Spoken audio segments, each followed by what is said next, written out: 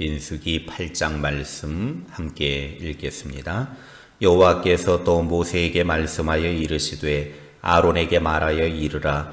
등불을 켤 때에는 7 등잔을 등잔대 앞으로 비추게 할지니라 하시매 아론이 그리하여 등불을 등잔대 앞으로 비추도록 켰으니 여호와께서 모세에게 명령하심과 같았더라. 이 등잔대의 제작법은 이러하니 곧 금을 쳐서 만든 것인데 밑판에서 그 꽃까지 쳐서 만든 것이라. 모세가 여호와께서 자기에게 보이신 양식을 따라 이 등잔대를 만들었더라. 여호와께서 모세에게 말씀하여 이르시되 이스라엘 자손 중에서 레위인을 데려다가 정결하게 하라. 너는 이같이 하여 그들을 정결하게 하되 곧 속죄의 물을 그들에게 뿌리고 그들에게 그들의 전신을 삭도로 밀게 하고 그 의복을 빨게 하여 몸을 정결하게 하고 또 그들에게 숫송아지 한 마리를 번제물로 기름 섞은 고운 가루를 그 소제물로 가져오게 하고 그 외에 너는 또 숫송아지 한 마리를 속죄제물로 가져오고 레위인을 회막 앞에 나오게 하고 이스라엘 자손의 온 회중을 모으고 레위인을 여호와 앞에 나오게 하고 이스라엘 자손이 그들에게 안수하게 한 후에 아론이 이스라엘 자손을 위하여 레위인을 흔들어 바치는 제물로 여호와 앞에 드릴지니 이는 그들에게 여호와께 봉사하게 하기 위함이라.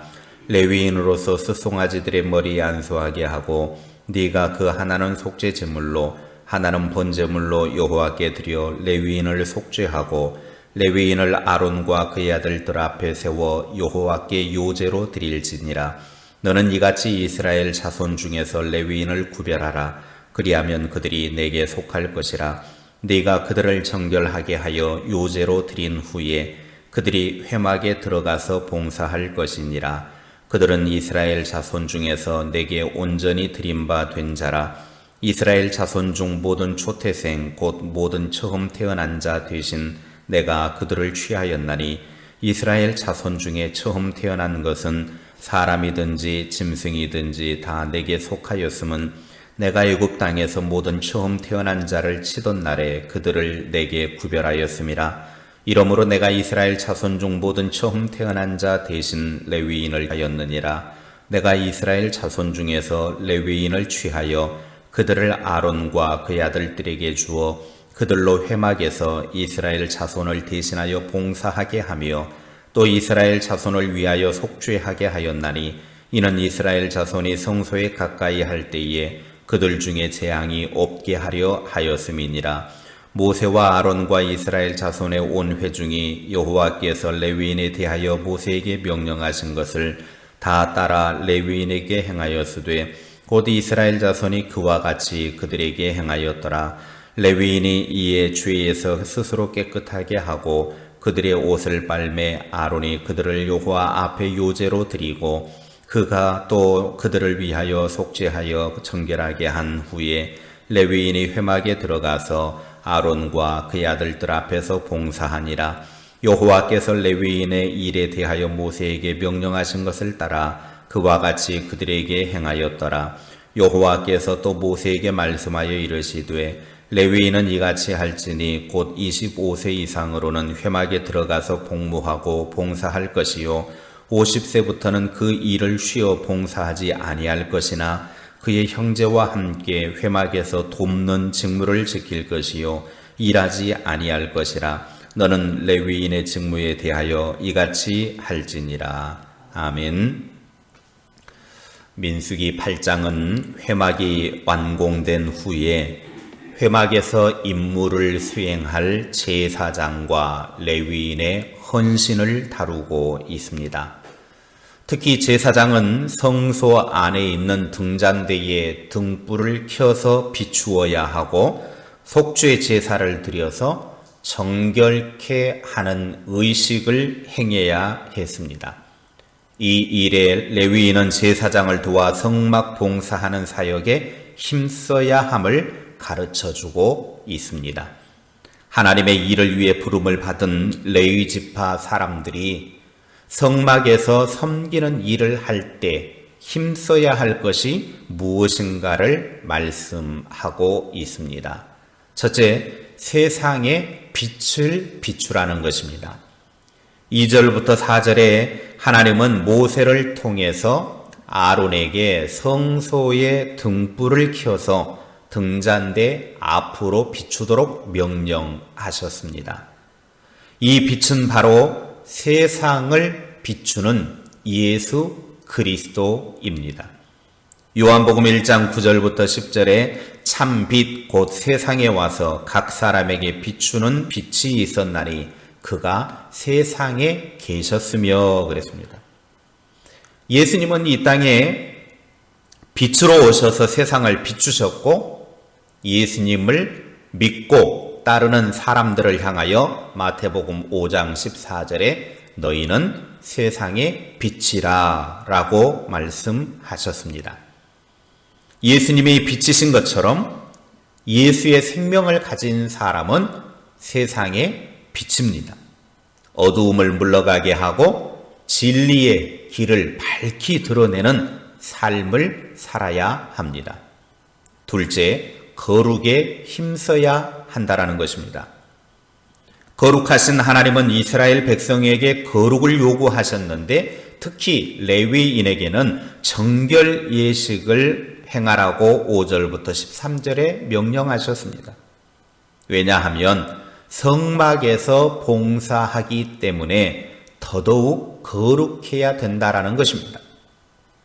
레위인은 외적인 정결과 내적인 정결을 동시에 힘써야 합니다. 외적인 정결을 위해서 해야 할 일이 있었는데 7절에 속죄에 물을 뿌리고 전신을 삭도로 밀고 의복을 빨아야 했습니다. 그리고 내적인 정결을 위해서는 8절부터 13절에 번제와 소제와 속죄제를 드리고 이스라엘 자손이 안수하고 요제로 하나님께 드려야 했습니다. 이것은 모든 레위인에게 있어서 내외적으로 거룩에 힘쓰라는 하나님의 명령입니다. 셋째, 섬기는 일에 힘써야 합니다.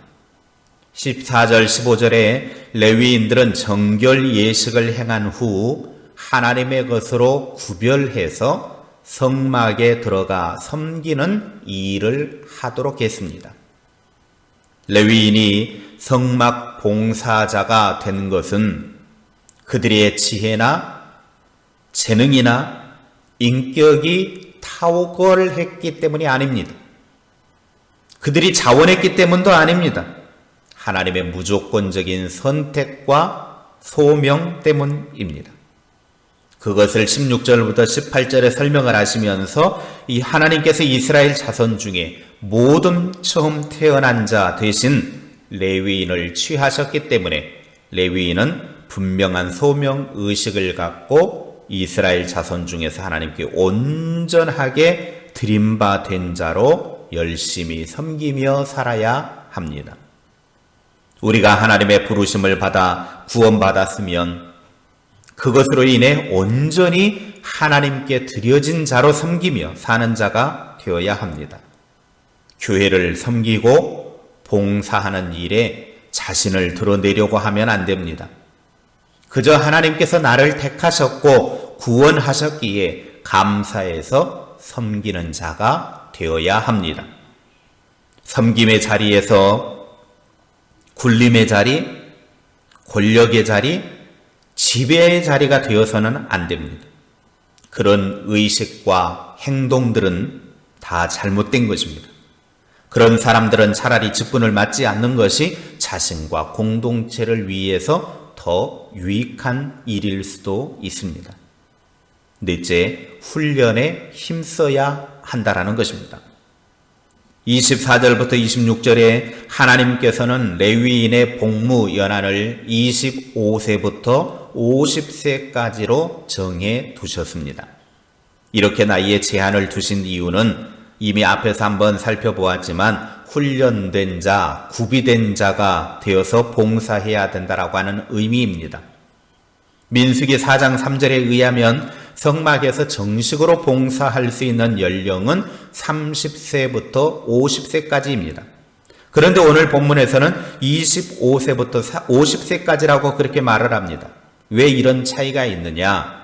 오늘 본문에서 말하는 25세부터 30세까지는 훈련 기간이었습니다. 이 기간에 준비된 사역자가 되어야 합니다.